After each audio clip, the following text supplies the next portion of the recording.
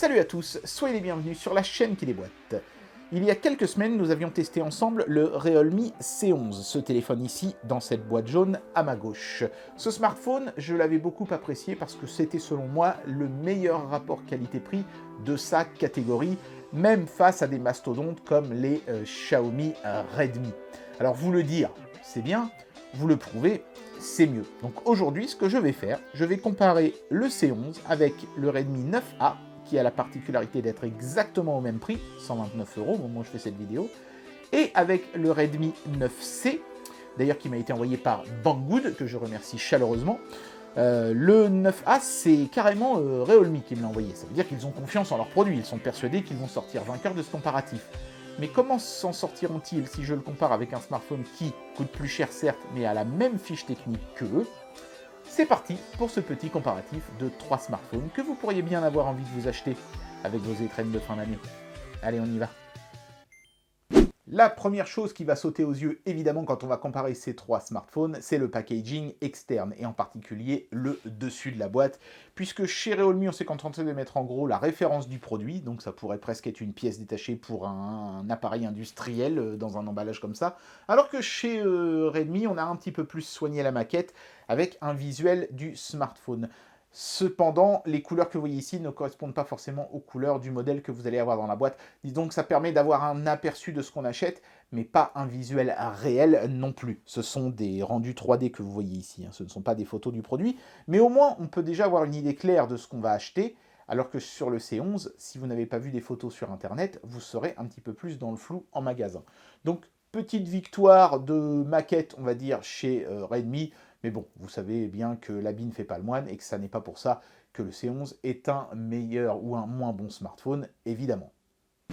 Sur l'arrière de la boîte, en revanche, pour moi, le C11 a mieux fait que Xiaomi, puisque ici, je n'ai absolument aucune information, tout était totalement blanc. Ce que vous voyez ici en surbrillance, c'est en fait l'autocollant qui est apposé sur le smartphone quand vous l'achetez. On peut deviner les contours ici, et où, comme vous pouvez le voir, il y a du texte de marqué avec les caractéristiques techniques. Donc pas moyen de connaître les caractéristiques techniques, à moins d'ouvrir la boîte et de regarder le smartphone à l'intérieur. Alors qu'ici, il est clairement marqué qu'on a une batterie de 5000 mAh, un appareil photo de 13 mégapixels, etc., etc. On voit ici la capacité RAM de 2 Go, la capacité de stockage de 32 Go. Sur les téléphones Xiaomi, ce sont des informations qu'on retrouve sur la tranche arrière. Ici, là, on peut voir 2 Go de RAM, 32 Go de stockage. Les 3 smartphones ont la même capacité. J'en ai fait exprès pour que le comparatif soit un petit peu plus... Hop, attention de ne pas les inverser. Soit un petit peu plus pertinent. Voilà. Alors, justement, parlons de la fiche technique, puisque maintenant qu'on a sorti les autocollants de ces deux smartphones-là, on peut les comparer. Le C11 et le 9C ont le même processeur, et à part l'appareil photo qui a un triple objectif ici et seulement un double sur le C11, ce sont vraiment des smartphones hyper similaires. Ils ont une batterie de même capacité, etc., etc., un écran de la même taille, de la même résolution, l'appareil photo frontal est exactement le même, les fonctionnalités avancées aussi. Il n'y a vraiment rien de folichon sur ce modèle-ci par rapport au C11, ce sont quasiment les mêmes. Le 9A est un petit peu en retrait, puisqu'il a un processeur un petit peu moins puissant. On est sur un G35 sur le C11, et seulement, entre guillemets, parce que ça reste quand même un processeur très acceptable, mais seulement sur un G25, c'est marqué ici, je ne sais pas si vous arriverez à le lire, sur le 9A. Donc, de prime abord, ces deux smartphones-là sont peu ou prou les mêmes, celui-ci est un cran en dessous, mais ces deux-là coûtent le même prix. Donc l'avantage perf-prix aurait tendance plutôt à aller vers le C11. Pour en être totalement sûr, on fera bien sûr un benchmark, mais on va d'abord regarder le contenu des différentes boîtes. L'unboxing du C11 n'est vraiment pas déplaisant. On a d'abord cette première portion qui protège le téléphone et qui contient la dock, évidemment, pour l'appareil. C'est plutôt bien vu. Une petite languette qui permet de facilement, enfin, quand on arrive à l'attraper, voilà, soulever le smartphone. C'est un bout de carton qui se soulève entièrement. Donc on a bien sûr le smartphone dans un sachet plastique. On comparera les smartphones tout à l'heure. Ensuite, on a le câble de recharge micro USB qui est soigneusement emballé comme ça dans un anneau de plastique. Le chargeur qui est logoté Realme et on nous a octroyé ici un chargeur de 10 watts, c'est-à-dire 5 volts 2 ampères, relativement classique. Voilà. Et petite chose sympathique, on a un kit main libre qui ressemble beaucoup d'ailleurs, beaucoup trop à mon avis, à ceux de chez Apple. Enfin, bon, maintenant que Apple ne les fournit plus, j'imagine que ça n'a plus grande importance. Mais ce petit contenu supplémentaire est appréciable car ça n'est presque dans plus aucun pays obligatoire de fournir ce genre de gadget. Je crois que c'est toujours le cas en France néanmoins. En France, pour commercialiser un smartphone de manière officielle, il me semble qu'il faut encore fournir le kit main libre. Mais j'ai un doute. Si vous le savez, n'hésitez pas à me le dire dans les commentaires. Donc voilà pour le contenu du C11. Sur le 9A, on tombe directement sur le smartphone qui est dans un sachet plastique, donc pas d'inquiétude à avoir là-dessus. Il sera néanmoins très bien protégé. Voilà. Une petite cale de carton qui contient le petit outil pour le tiroir SIM ainsi que la dock. C'est présenté légèrement différemment, mais le principe était le même sur le C11, où on avait tout ça également dans une pochette. Le câble de recharge, qui me semble un peu plus court et emballé un petit peu moins soigneusement que sur le C11, mais enfin ça reste le même câble en micro USB. Le chargeur, qui est un chargeur Xiaomi, lui aussi, si je ne m'abuse, je vérifie, oui c'est ça, de 10 watts, voilà, qui est peut-être un petit peu mieux fini que l'autre, mais les performances du chargeur restent exactement les mêmes, et c'est tout. Il n'y a pas de kit main libre de caché dans ce petit compartiment ici, ni là, on n'a pas de kit main libre avec le 9A. C'est dommage parce qu'il est vendu le même prix, il est un peu moins puissant, et en plus, le contenu est un petit peu moins généreux. A priori, le 9C devrait proposer peu ou prou le même contenu que le 9A, puisqu'on reste sur un téléphone de la même marque. Le smartphone directement, le carton qui contient la dock et l'outil pour tiroir SIM, c'est exactement la même chose. Et vous voyez, on retrouve exactement la même disposition. Ce sont les mêmes boîtes, pour faire des économies, le constructeur ne se prend pas la tête. Le câble de recharge, toujours du micro USB. Aucun de ces trois smartphones ne propose la charge en USB type C malheureusement. Exactement le même chargeur de 10 watts.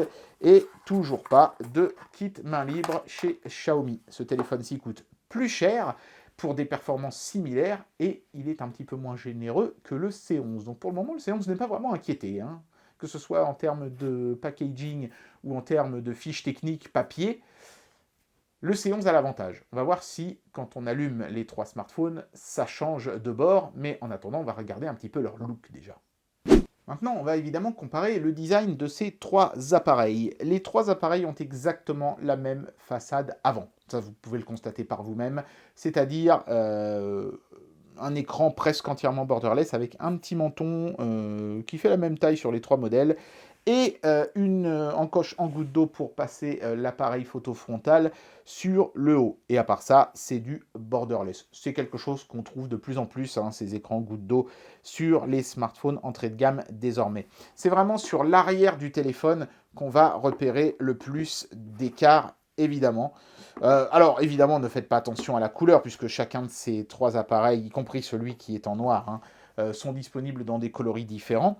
On retiendra vraiment une grande ressemblance entre ces trois appareils, je pense, même encore sur leur façade arrière, qui sont pour les trois en plastique, texturé, pour faire un petit peu quand même qualitatif, pas trop cheap. Les trois appareils ont la même disposition de touche hardware d'ailleurs, à savoir volume ici pour les trois, power juste en dessous pour les trois. On a presque l'impression qu'ils sont tous les trois sortis de la même usine, c'est assez intéressant. Le Realme a un petit bandeau vertical ici. Dans le prolongement, il y a l'appareil photo donc à double capteur. On verra en faisant des photos si ça permet vraiment d'être au-dessus de cet appareil-ci qui lui a un capteur simple. Le flash se situe ici, donc on est dans un module carré. Et la marque Realme est inscrite sur la barre verticale. Si on regarde le Redmi 9A, étonnamment, on retrouve cette même barre verticale. L'intégration du module appareil photo est quand même plus élégante puisqu'elle fait exactement la même largeur que la bande, mais en revanche, on n'a qu'un seul objectif. Donc du coup, c'était peut-être un petit peu plus facile. Même chose, le logo plus discret, plus petit sur le téléphone de chez Xiaomi est inscrit dans cette bande verticale. Ça amène un petit élément sympathique de design, indéniablement. qu'on ne retrouve pas d'ailleurs sur le Redmi 9C, qui lui préfère avoir un revêtement sur le plastique pour lui amener un petit peu de douceur, qui est vraiment très agréable. Et puis surtout, ce qu'on remarquera, c'est que c'est le seul des trois appareils à avoir un lecteur d'empreintes ici à l'arrière de l'appareil. Donc celui-ci est un petit peu plus cher, il a certes la même fiche technique que celui-ci, mais il a un petit raffinement technologique supplémentaire, ça, et puis bien sûr le fait qu'il ait 3 optiques d'appareil photo. Sinon, ces 3 appareils ont une prise casque, ces 3 appareils se rechargent en micro USB, si ce n'est que la prise n'est pas montée dans le même sens sur l'appareil de chez Realme. Les 3 appareils ont la prise jack, mais le Realme est le seul qui a la prise jack dans le bas de l'appareil. Les 2 autres l'ont sur le haut. Voilà, bon, ça, ce sera en fonction de votre préférence personnelle. Les 3 ont le haut-parleur pour la sonnerie et pour les appels main libre exactement au même endroit. Indéniablement, ce sont des smartphones qui se sont énormément inspirés les uns des autres et qui, je pense aussi, ont utilisé un petit peu les mêmes combines pour aller à l'économie. Ces 3 appareils ont fait le choix d'une légère surcouche logicielle par-dessus un Android classique, ce que font aujourd'hui la plupart des autres constructeurs de toute façon sur le marché. Pour les 2 smartphones de chez Xiaomi, c'est évidemment l'interface MIUI qui prévaut. Chez Realme, ils ont une petite interface que personnellement moi je préfère parce que c'est la seule des 3 qui a un tiroir d'applications. Voilà. Bon, après, c'est en fonction de la préférence de chacun. On aura une expérience peut-être un petit peu plus proche de celle des smartphones de chez Apple, chez Xiaomi, et de celle de chez Android, chez Realme. À vous de voir laquelle des 2 expériences vous plaît le plus. Et après, en allumant les 3 écrans comme ça côte à côte, il m'a semblé aussi que celui de chez Realme était un chouïa plus lumineux. J'ai mis les 3 smartphones en luminosité maximum il y a quelques instants. Bon là, ils sont en train de se mettre en veille, mais il y avait un léger avantage en termes de luminosité pour moi, clairement, chez Realme. Voilà, donc en termes d'interface, les 3 se valent, on va dire, mais il y a un énorme avantage que j'ai repéré chez Realme, c'est que contrairement à Xiaomi, ils ne mettent pas de pub dans leur interface. Il y a des bandeaux de pub qui apparaissent pas très souvent, mais quand même intempestivement. Chez Xiaomi, ils font ça clairement pour pouvoir casser un petit peu plus le prix de leur smartphone. Ça leur réussit pas tant que ça, hein, la preuve, hein, Realme offre quand même un meilleur rapport qualité-prix, et eux au moins, ils ne sont pas obligés de mettre de la pub. Donc pour moi, en termes d'interface, net avantage, rien qu'à cause de ces pubs, pour le téléphone de chez Realme. J'aime pas trop que mon téléphone fasse de moi un homme sandwich. Si on compare la puissance brute de ces 3 appareils en lançant exactement le même benchmark sur les 3, d'une manière assez évidente, l'appareil avec le plus petit Proco au milieu, hein, le 9A, est celui qui est clairement le moins performant. Mais finalement, il s'en sort pas si mal hein, quand on le compare avec le 9C, qui est un bon cran lui aussi en dessous du C11 de chez Realme, alors qu'ils ont la même fiche technique et le même Proco. Mais en réalité, il y a une donnée qui justifie cet écart, c'est la batterie. En fait, chez Realme, ils ont fait le choix de pousser le Proco à fond les ballons, et chez Xiaomi, ils ont préféré le choix d'avoir une meilleure autonomie en fait. Si on regarde, alors il ne faut pas trop se fier au score, hein, ça ne veut pas dire grand chose, hein, ce qu'il faut regarder c'est le chiffre ici en bas. Sur le Realme C11, c'est vrai savonnette, hein, ces smartphones, les 3 d'ailleurs, hein, on a une autonomie totale de 12 h 14 minutes en screen on, ce qui est déjà excellent, mais sur le Xiaomi, on a 15 h et 18 minutes. Donc oui, le Proco tourne plus rapidement sur l'appareil de chez Realme, mais ça coûte 3 heures d'autonomie au smartphone. Donc à vous de voir. Si vous voulez quelque chose de véloce, le C11 sera un tout petit peu meilleur. Par contre, si vous voulez quelque chose d'autonome, le Xiaomi fera mieux que le Realme. Je n'ai pas mesuré la batterie hein, sur l'appareil intermédiaire, ça n'aurait pas vraiment été très pertinent puisqu'il n'a pas du tout le même Proco que ces deux-là. Donc même s'il fait mieux que le meilleur des 3, bah, ça voudrait simplement dire qu'il est moins puissant et que donc forcément il tire moins sur la batterie. Voilà, ça on s'en doute un petit peu. Bien maintenant nous allons terminer ce comparatif avec les appareils photo. C'est pas compliqué, je vais prendre 3 fois la même photo avec chacun de ces modèles, les mettre côte à côte et je vous dirai ce que j'en pense ensuite. C'est parti pour la petite séance photo.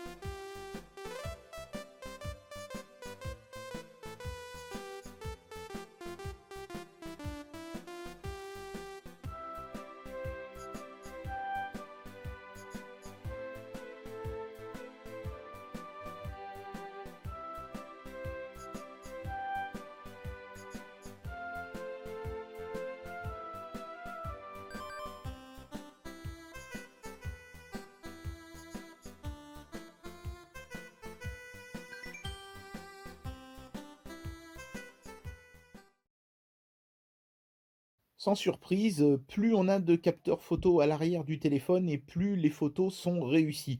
Voilà. Donc du coup, eh ben, forcément le 9A avec son unique capteur se retrouve largué et c'est le 9C avec son triple capteur qui fait les plus belles photos des 3 smartphones. Ceci étant dit, il n'y a pas vraiment un écart énorme entre les 3 non plus, hein. Ce qui m'a le plus finalement déçu sur le 9A, c'est pas tant la qualité des photos que le rendu des couleurs de ces dernières que je trouvais un petit peu trop froid. Quant au C11, s'il est, un peu derrière le 9C, c'est vraiment pas de beaucoup. Certes, le fait d'avoir 3 objectifs photo permet au, 9C d'être le gagnant de ce trio de tests au niveau des photos, mais le C11 est vraiment juste derrière. Donc en termes de rapport qualité-prix, encore une fois, le C11 est le meilleur téléphone et en termes de perf brute, eh ben, c'est le 9C. Voilà. Donc pas de surprise au niveau des photos non plus. Bien, il est temps pour moi d'amener une conclusion à cette vidéo et de vous donner mon avis sur ces 3 smartphones, lequel des 3 selon moi est le plus pertinent d'acheter. J'ai pas vraiment envie de désigner un seul vainqueur, mais je vais pas non plus faire mon Jacques Martin en disant que tout le monde a gagné. Pour moi, il y a 2 téléphones qui se séparent clairement du lot, le Realme C11 d'un côté et le Redmi 9C de l'autre. Le 9A, vous pouvez l'oublier. Je pense que vraiment, le C11 voulait battre le 9A et ça, il n'y a pas de doute, il a réussi. Il est au même prix et il est nettement mieux à tous les niveaux. Il n'y a même pas débat là-dessus. Par contre, le 9C, même s'il est 40 € plus cher, ce qui mine de rien n'est pas rien, hein, quand on parle de téléphone à moins de 200 €, eh ben, il y a le lecteur d'empreintes qui me plaît beaucoup. Je trouve que la gestion de l'énergie est meilleure. Globalement, l'expérience utilisateur sera quand même améliorée. Les photos aussi, hein, le fait d'avoir un triple objectif n'est pas totalement gadget non plus. Bon, je pense pas que le commun des mortels verra forcément une grande différence, mais enfin, les photographes amateurs apprécieront à mon avis davantage le 9C. Donc voilà, si vous avez vraiment un budget hyper ric-rac, C11 sans hésitation. Si vous avez le budget pour vous faire plaisir et mettre un petit peu plus cher, prenez le 9C. Il vous en donnera quand même un petit peu plus pour votre argent. Quant au 9A, à moins que vous soyez vraiment un fan inconditionnel de la marque Xiaomi, c'est pas celui des 3 que je vous recommande, clairement. Et bien voilà, c'était la vidéo comparative de ces 3 smartphones chinois fort sympathiques. C'était la première fois que je faisais ce genre de vidéo, alors n'hésitez pas à me dire dans les commentaires si ça vous a plu. Si vous avez des pistes pour certaines éventuelles améliorations, n'hésitez pas non plus à me le dire, parce que l'exercice était nouveau pour moi. Il est possible que j'ai omis des choses ou que j'ai parlé de choses qui ne vous intéressaient pas forcément, dites-le moi. Et puis si ça vous plaît, dites-le moi aussi, comme ça on en fera d'autres. En tout cas, j'espère que celle-ci vous aura plu, et moi je vous dis à très bientôt pour un prochain test. Allez, tchuss!